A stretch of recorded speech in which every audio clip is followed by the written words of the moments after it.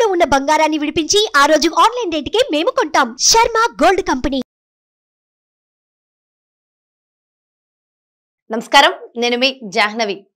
సూక్ష్మంలో మోక్షం 2.0 ప్రత్యేక కార్యక్రమానికి స్వాగతం, సుస్వాగతం. మరి సూక్ష్మంలో మోక్షం ప్రత్యేక కార్యక్రమం ద్వారా మనకున్నటువంటి ప్రతి సమస్యకి, మనకున్నటువంటి సందేహాలకి ఎంతో చక్కటి సమాధానాలు అందిస్తూ ఉన్నారు కదా గురువు గారు. మరి ఈ రోజు కూడా ఒక చక్కటి విశేషమైన పర్వదినానికి సంబంధించి ఒక మంచి ప్రశ్నని గురుగారు మాటలు అడిగి తెలుసుకుందాం. నమస్కారం గురుగారు. శ్రీమాత్రే నమః. గురుగారు, మరి సంకష్టహర చతుర్థి చాలా విశిష్టమైన రోజు కదా.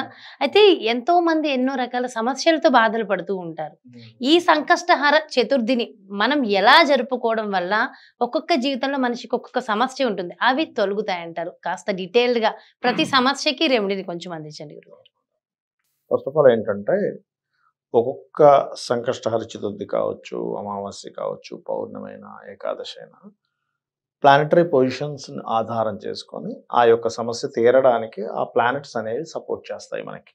ఈ సంకటహర చతుర్థి దేనికి సపోర్ట్ చేస్తుంది అంటే, ఎవరైతే విదేశాలకు వెళ్ళాలని ప్రయత్నం చేస్తూ ఉంటారు, ఎన్నో ప్రయత్నాలు చేస్తుంటారు, ఈ దగ్గర దాకా వెళ్ళి వెనక్కి వచ్చానండి, ఎందుకు రిజెక్ట్ చేశారు కూడా తెలియట్లేదు, వెరీ వర్రీడ్ అంటూ ఉంటారు. అన్ని క్వాలిటీస్ ఉన్నాయి, అన్ని క్వాలిఫికేషన్స్ ఉన్నాయి, నాకు ఎందుకు వెళ్ళట్లేదని బాధపడుతూ ఉంటారు. దానికి కారణం ఏమిటంటే, ఫస్ట్ ఆఫ్ ఆల్ వాళ్ళ జన్మజాతకంలో విదేశాలకు వెళ్ళేటువంటి యోగం పూర్తిగా బలంగా ఉండదు. అలాంటప్పుడు వాళ్ళు బలాన్ని పెంచుకోవాలి. అయితే ఈ సంకటహర చతుర్థికి మీరు కనుక ప్లానటరీ పొజిషన్స్ కనుక చూసుకున్నట్లయితే, రవి ఓన్ హౌస్లో ఉంటున్నాడు, ఆత్మకారకుడు సింహరాశిలో ఉంటూ మనకి చతుర్థి జరిగినప్పుడు పర్టికులర్గా ఈ రవిచంద్రుల డిస్టెన్స్ని బట్టే మనం, అంటే వీటికి ఉన్నటువంటి ఎంత దూరంలో ఉన్నాయి, ఏ గ్రహం అంటే రవి ఎంత దూరంలో ఉంది, చంద్రుడు ఎంత దూరంలో ఉంది బట్టే తిథులు మనకి లెక్క కడుతూ ఉంటాం. ఆ రకంగా రవి ఓన్ హౌస్ అంటే తన స్వక్షేత్రంలో సింహరాశిలో ఉన్నప్పుడు ఈ చంద్రుడు మేషంలో గురు చండాల యోగంలో ఉన్నాడు. గురు చండాల యోగం అంటే ఒకప్పుడు దేశదెమ్మరిగా తిరిగేవాడు మనిషి, ఇప్పుడు అలా కాదు. గురు చండాల యోగంలో ఉన్నాడు అంటే ఇతను విదేశాలకు వెళ్తాడని అర్థం. మనకి ఏదైతే సంకటములు హరింపజేసే ఆనందాన్ని ఇచ్చేటువంటి భగవత్ స్వరూపం గణపతి. అందుకే మనం ఏ పూజ అయినా చేసేటప్పుడు ముందుగా గణపతిని తలుచుకుంటాం. అది మనకి వేదంలో కానీ శాస్త్రాల్లో కానీ చెప్పినటువంటిదే అది, గణనాథుడు. కాబట్టి ఈరోజు ఎవరైతే గణపతికి ముఖ్యంగా తర్పణము, పాలతో తర్పణం చేసినట్లయితే సంకటహర చతుర్థి నాడు ఖచ్చితంగా వీళ్ళు విదేశాలకు వెళ్ళాలనుకునేటువంటి సంకల్పం ఏదైతే ఉందో అది నెరవేరుతుంది. అయితే ఈరోజు పాలతో తర్పణాన్ని చేసి ఆ పాలని చక్కగా మళ్ళా ఎవరైతే చేస్తారో ఇంట్లో వాళ్ళు ప్లస్ ఆ వ్యక్తి ప్రసాదంగా స్వీకరించవచ్చు. ఈ రోజు నుంచి కంటిన్యూస్గా మార్నింగ్ ఈవినింగ్ గణపతిని ఒకసారి తలుచుకుంటూ హనుమాన్ చాలీసా చేయాలి. ఎవరు పర్టికులర్గా ఈ విదేశాలకు వెళ్దామని ప్రయత్నం చేస్తూ కుదరకో, అది చదువు కోసం కావచ్చు, ఉద్యోగం కోసం కావచ్చు, ఇంకేదైనా బిజినెస్ కోసం కావచ్చు, లేకపోతే కొన్నిసార్లు ఎలా ఉంటుందంటే, మా వాళ్ళు అక్కడ ఉన్నారని కానీ నాకు వెళ్ళడం కుదరట్లేదు అంటూ ఉంటారు.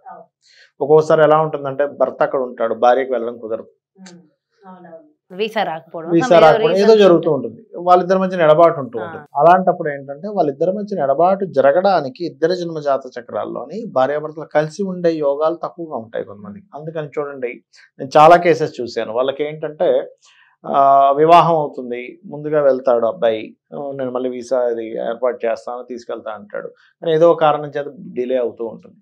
అలాంటి వారు కూడా ఈ సంకటహర చతుర్థి కనుక చేసుకున్నట్లయితే ఖచ్చితంగా క్లియర్ అవుతాయి సమస్యలు.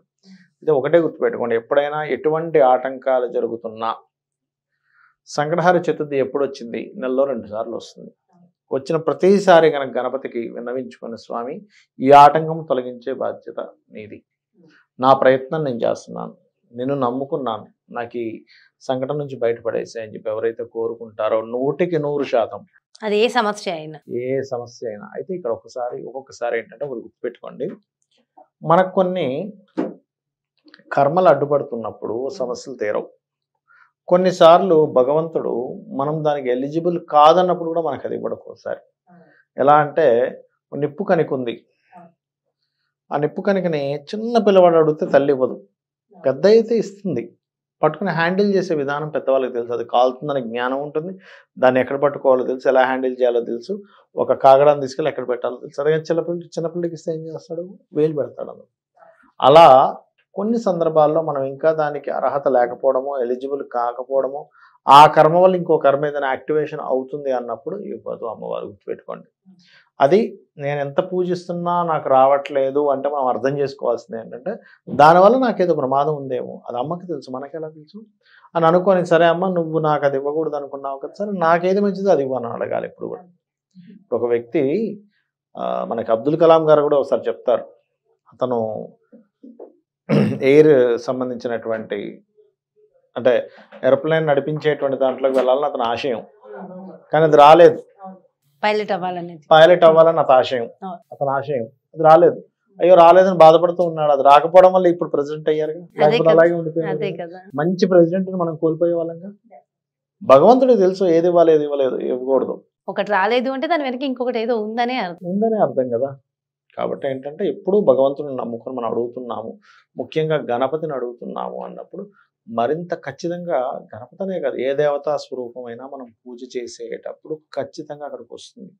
అయితే ఈ గణపతి విషయంలో ఏంటంటే పర్టికులర్గా పసుపుతో చేసిన గణపతిని ప్రార్థిస్తే ఈ సంకటహర చతుర్థికి పసుపు గంధము కలిపినటువంటి పదార్థాన్ని గణపతిగా తయారు చేసి పసుపు గంధము కుంకుమలతో అర్చించినట్లయితే మనకి గురుబలం పెరగడం, ఎవరికైనా సంతానం లేదు సంతానం కలుగుతుంది, విదేశాలకు వెళ్ళాలనుకునేటువంటి వారికి విదేశాలకు వెళ్ళడం జరుగుతుంది.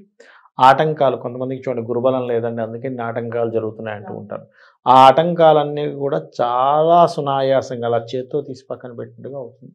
అయితే ఇక్కడ ఏంటంటే ఒకటి గుర్తుపెట్టుకోండి, పూజలో ఎక్కడ మిస్టేక్ జరుగుతుంది అంటే మనకున్న సమస్యలకి ఇలా పూజ చేస్తే మన ఆలోచన ఎక్కడికో వెళ్ళిపోతుంది.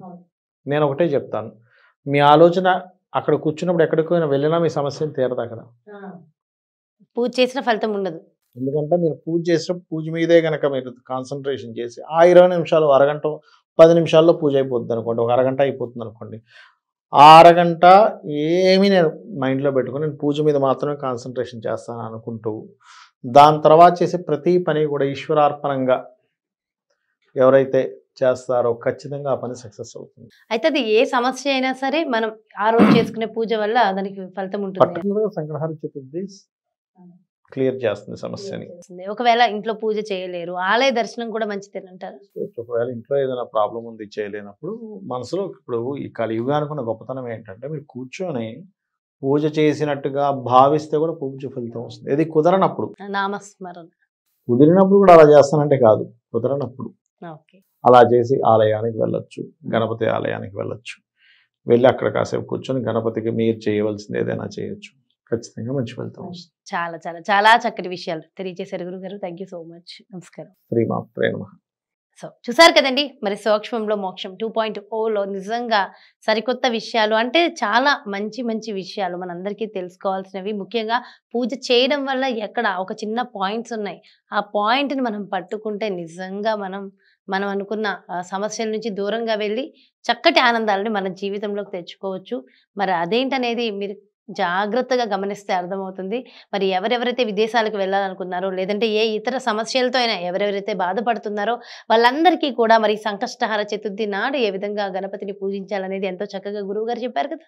మరో చక్కటి కార్యక్రమంతో మళ్ళీ మీ ముందుకు చేస్తాను. మరి అదేవిధంగా చాలా మంది గురువు గారు అపాయింట్మెంట్ కావాలి అని అడుగుతున్నారు. అపాయింట్మెంట్స్ కోసమైనా మీ ఇంటి వ్యాపార వాస్తుకి సంబంధించి అయినా సరే క్రింద డిస్ప్లే అవుతున్నటువంటి నెంబర్స్కి కాల్ చేయండి, రిజిస్టర్ చేసుకోండి. నమస్తే.